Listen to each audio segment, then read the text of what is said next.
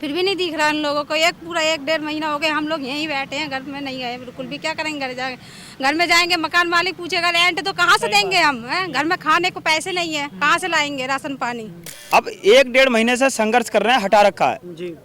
अब इनकी फीस जमा करने के लिए कहाँ से पैसा लाऊं मैं, खाने के लिए कहाँ से लाऊं, दवाई गोली के लिए कहाँ से लाऊं? तो बहुत सारी समस्याएं, किराए पे रेंट पे रह रहा हूं मैं, 5,000 रुपये खर्चा उसका महीने का कहाँ से दूं, बिजली बिल है कहाँ से दूं? देखिए इन मासूमों ने तकियां भी पकड़ रखी हैं ताकि इनकी जो माताओं, इनकी मम्मियों को जॉब मिल जाए। देखिए आप इतनी ठंड में यहाँ पर मौजूद है, अभी इन सबको ही घर में होना चाहिए था ना इन बच्चों को, लेकिन यहाँ पर इतनी ज्यादा समस्याएं सरकार ने जो है बना दी हैं। छोटे बच्चे भी हार नहीं मान रही है, देखो ये भी। मेरा नाम मुकेश पाल सिंह है, रोहिणी सेकंड जो बस डिपो है उसमें तैनात था मैं। अब ऐसी दयनीय स्थिति बना रखी है, जो पूरा परिवार जो हमारा, ये बच्चे हैं दोनों, ये वाइफ है, ठीक है, इतनी दयनीय स्थिति बना रखी है। दिल्ली सरकार ने, ये निकम्मे 2 लोग बैठे हैं ना दिल्ली में, ये कहने को तो बोली जाती है दिल्ली देश की राष्ट्रीय राजधानी है, और राष्ट्रीय राजधानी में ऐसे हालात पैदा कर रखे जो भुखमरी पे, ये मौत की कगार पे खड़े कर दिए लाके। हम कोई आम आदमी नहीं, एक विशेष नागरिक का दर्जा आता है हमारा, और सभी, क्योंकि समस्त जनता के लिए सक्षम कार्य करते हैं हम, उनकी देखरेख करते हैं पूरी, और उन लोगों को ऐसे राजनीतिक तौर पे, यंत्र के तौर पे यूज किया गया है। ये लोकसभा का चुनाव है ऊपर सर पे, और नेताओं ने इतना बुरा खेल खेला है हम परिवारों को। 10,792 लोग नहीं है, ये परिवार हैं, 10,792 लाखों लोग हैं उस परिवारों में। उन सब लाखों लोगों को सरकार ने इस फुटपाथ पे लाके भुखमरी पे पैदा कर दिया है खड़ा होने को। तो सर ये जो धरना स्थल चल रहा है शांतिपूर्वक, इसकी एक समय सीमा है। बिल्कुल समय सीमा हम देख रहे हैं, लास्ट तक सरकार कब तक हमें न्याय नहीं देती है, उसके बाद में हम लास्ट डिसीजन क्या लेंगे वो सरकार को भी पता नहीं है क्या लास्ट डिसीजन होगा हमारा, क्योंकि हम पीछे हटेंगे नहीं, घुटने के बल चाहे पड़ के कैसे भी संघर्ष करेंगे, सरकार से लड़ेंगे, शासन प्रशासन से। अगर न्याय नहीं मिला उसके बाद में हम पता नहीं क्या करेंगे। खर्चा चलाने में क्या दिक्कत आती है? आपकी पत्नी और बच्चे इतनी ठंड में यहाँ पर खड़े हुए हैं। सर ये हमारा 2nd क्लास में बच्चा था, ये 1st क्लास में, ठीक है, अब 1-1.5 महीने से संघर्ष कर रहे हैं, हटा रखा है जी।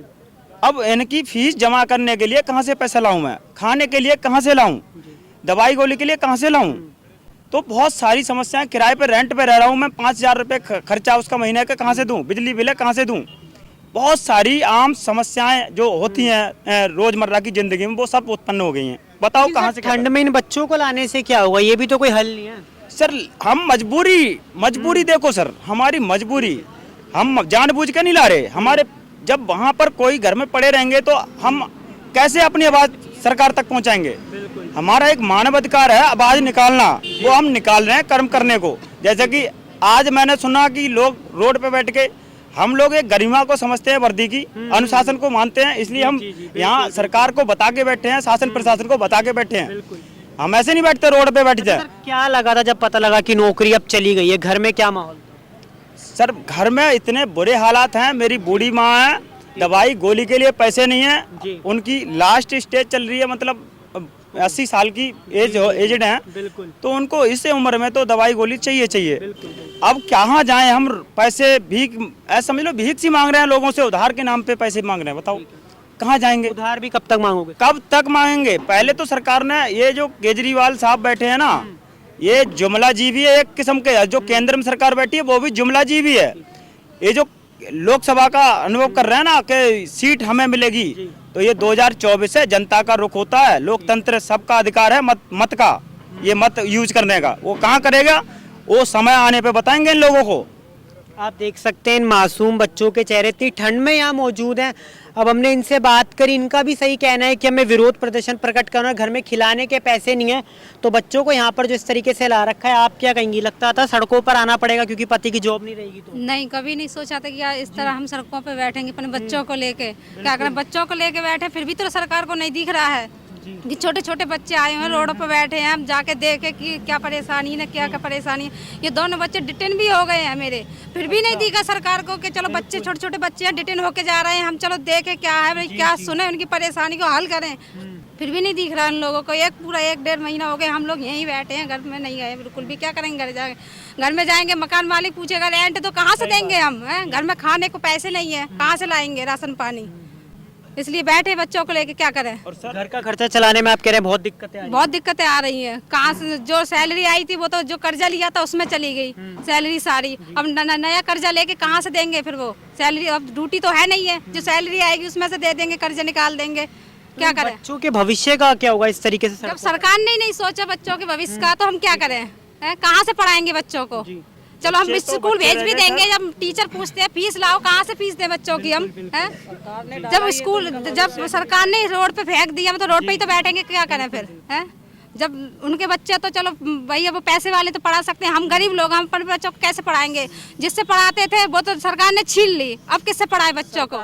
1 महीने से आप धरना दे रही है, लगता था कि सड़कों पर आ जाएंगी सरकार की? नहीं सर, हमने कभी नहीं सोचा था कि इस तरह से हम यहाँ पे रोड पे सोते भी हम लोग 24-24 घंटे देते हैं। 24-24 घंटे सर हम यहाँ पे देते हैं। हमने कभी ऐसा नहीं सोचा था कि हमें रोडों पे भी सोना पड़ेगा। लेकिन दिल्ली सरकार है उसने हमें रोजगार दिया, फर्स्ट टाइम मार्शल बनाए, अच्छी बात है, किसी को रोजगार देना अच्छी बात है। लेकिन किसी को निकाल देना रोजगार देके, वो भी इतना टाइम पीरियड के बाद, जो हमारा गोल्डन पीरियड था वो तो निकल गया है ना सर। फिर इसके बाद हम अब कहीं रोजगार भी लेने जाते हैं जिसमें आप कुछ और भी कर सकते हैं। हाँ जी, हम कुछ और भी कर सकते थे, फिर उसके बाद हमें हटा देना सर, ये कहाँ का इंसाफ है। हमारे साथ बहुत गलत करा है सरकार ने। और केजरीवाल सर ने बोला था कि हम लोगों को पक्का किया जाएगा। जब हम लोग ज्वाइनिंग हमारी हुई थी तालकटोरा स्टेडियम में, तो हम लोगों से ये बोला गया था, ये आश्वासन दिया गया था कि तुम्हारा भाई कभी तुम्हारा साथ नहीं छोड़ेगा, और तुम लोगों को जितने भी मार्शल अभी लगे हैं बसों में, उन सबको मैं पक्का करूंगा, मैं तुमसे वादा करता हूँ। सर वो उनका वादा कहाँ गया? उन्होंने जो वादा किया था उसको निभाना चाहिए ना। हम लोगों को क्यों हटा दिया गया? और उसके बाद फिर और लोगों को भर्ती कर रहे हैं, होमगार्ड के लिए भर्ती कर रहे हैं। उसके बाद सर हमारे बारे में नहीं सोचा कि हमारे जो हैं बहन भाई है, उनके छोटे छोटे बच्चे जिनकी फैमिली है, उनका क्या होगा। इस तरीके से कह रही हैं। ये देखिए इन मासूमों ने तख्तियां भी पकड़ रखी हैं ताकि इनकी जो माताओं, इनकी मम्मियों को जॉब मिल जाए। देखिए आप इतनी ठंड में यहाँ पर मौजूद है, अभी इन सबको ही घर में होना चाहिए था ना, इन बच्चों को, लेकिन यहाँ पर इतनी ज्यादा समस्याएं सरकार ने जो है बना दी हैं। छोटे बच्चे भी हार नहीं मान रहे। ये देखो, ये भी हमारे साथ 27 तारीख से अभी तक 27 तारीख से ये भी हमारे साथ समर्थन में है, ये भी हार नहीं मान रहे। बस मार्शल जो है वो दिखा भी रहे हैं अब क्या हालात है जब से इनको हटाए गए हैं।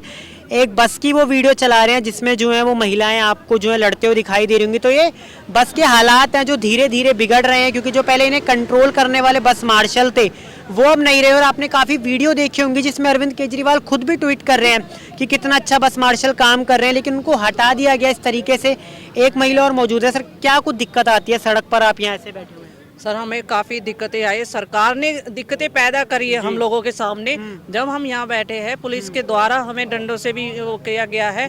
यहाँ के जो आसपास के वॉशरूम वगैरह है, सरकार ने वो भी बंद करवा दिए कि जो यहाँ धरने पे बैठे उन्हें वॉशरूम वगैरह कुछ नहीं दिया। जबकि हमारा लंगर आता था गुरुद्वारे से, सरकार ने वहाँ भी फ़ोन करके हमारा लंगर बंद करवा दिया, जो कि यहाँ जनता आती कि भूख से भी मरे और प्यास से भी मरे, मतलब पानी वगैरह सब यहाँ से जो है वो पहले ही अपनी जान गंवा चुके हैं। हाँ जी, और कुछ बेचारे यहाँ पर जो आते थे ठंड से या उससे सदमे से, उनको धक्का लगा। जब 31 तारीख को हमारे ऑर्डर निकाल दिए थे कि ड्यूटी से हटा दिए, उस सदमे में इनको अटैक आया कई लोगों को और उनकी मृत्यु हो गई है।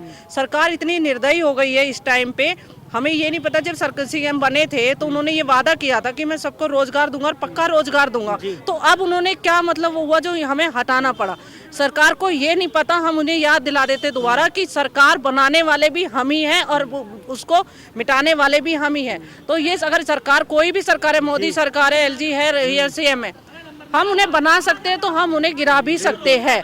तो ये चीज़ वो याद रखे, हमें हमारा रोजगार दे। जब तक रोजगार यहाँ से नहीं मिलेगा, हम अपने बच्चे वगैरह लेके यहाँ पर बैठे हुए हैं, हम तब तक यहाँ से नहीं हटेंगे। उन्होंने सैलरी दी, कह रहे कि सैलरी दी, सैलरी के लिए हम बैठे हुए थे, सैलरी दी उन्होंने, पर कितने हम परेशान साल हो गए आपको नौकरी करते करते? मुझे सर इसमें 7 साल हो गए। 7 साल हो गए? हाँ जी सर। तो अब क्या लगता है कि सरकार तो कह रही है छोड़ के कुछ और काम करो, लगता है सरकार ने कहीं का छोड़ा है? सर अब कैसे काम कर सकते हैं, क्योंकि हमारी एज जा चुकी है। जब से सरकार ने जो होमगार्ड में वैकेंसी निकाली है, उसमें उसने क्या 45 साल, जो कई लोग हैं जो 45 से ऊपर हो गए, एजुकेशन भी रखी है इसमें, एजुकेशन कम है, तो अब हम कैसे कर सकते हैं। कहीं भी हमें एज ओवर होने के बाद कोई ड्यूटी नहीं मिल रही है और हमें आर्थिक स्थिति से बहुत परेशानी हो रही है। हमारे बच्चे प्राइवेट स्कूल में हमारे बच्चे पढ़ रहे थे, अब हमें टेंशन हो रही है। 1 महीना हम यहाँ बैठे हुए हैं, तो अब अगले महीने हम उन लोगों की फीस कैसे देंगे? रेंट पे रहते हैं हम, उनका रेंट कैसे देंगे?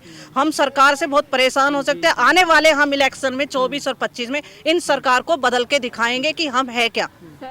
तो आपने देखा तमाम मार्शल यहाँ मौजूद हैं। ये काम कोई कैमरामैन या कोई कैमरा नहीं कर सकता, जो काम बस मार्शलों ने अपनी ज़िंदगी पर खेल कर किया, चाहे कोरोना का वक्त। और आप देख सकते हैं इस तरीके से यहाँ पर जो तंबू लगाकर ये रहने को मजबूत हैं, अपने पक्के घर छोड़कर इस तरीके से अगर उन्हें यहाँ पर कोई लाया है तो वो है सिर्फ और सिर्फ सरकार। 4 से 6 लोगों की जान भी जा चुकी है। अब आप ज़रूर कमेंट सेक्शन में अपनी राय देके बताइएगा कि कौन से सरकार की ये गलती है, इन बस मार्शलों को रखा ही क्यों, और अगर रखा गया था तो लंबे समय के लिए क्यों नहीं रखा जा रहा। अब इस तरीके से बीच में किसी भी नीति को बर्खास्त करना कहाँ तक ठीक है। अपनी राय ज़रूर दीजिएगा और देखते रहिए दिल्ली क्राइम मोर्चा न्यूज़। कैमरामैन बलराम के साथ मैं गौरव।